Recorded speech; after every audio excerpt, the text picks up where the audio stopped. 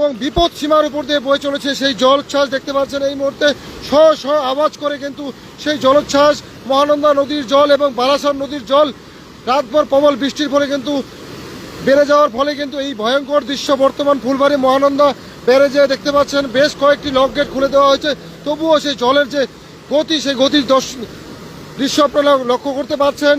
ভয়ঙ্কর জলোচ্ছ্বাস এই মুহূর্তে ফুলবাড়ী মহানন্দা ব্যারেজের সামনে থেকে আমরা তুলে ধরছি। দেখতে পাচ্ছেন বিপদ সীমার উপর দিয়ে বয়ে চলেছে মহানন্দা নদীর জল এবং মহানন্দা ব্যারেজের সেই দৃশ্য সরাসরি দেখতে পাচ্ছেন।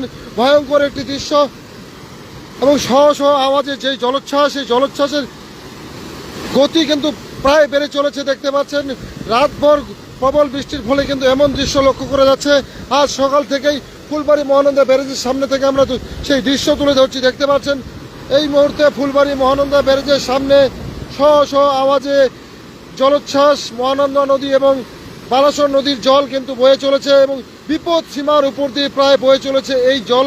এবং গতকাল রাতভর প্রবল বৃষ্টিতে এই জলোচ্ছ্বাস বেড়ে যায় এবং মহানন্দা নদী এবং বালাসর নদীর যে জল, সেই জল বেড়ে যাওয়ার ফলে কিন্তু মহানন্দা ব্যারেজের এমন পরিস্থিতি বর্তমান দেখতে পাচ্ছেন। ইতিমধ্যে কিন্তু জলের গতিবেগ নিয়ন্ত্রণ করতে কিন্তু মহানন্দা ব্যারেজ কর্তৃপক্ষ ইতিমধ্যে কিন্তু প্রায় 8টি গেট খুলে দিয়েছেন।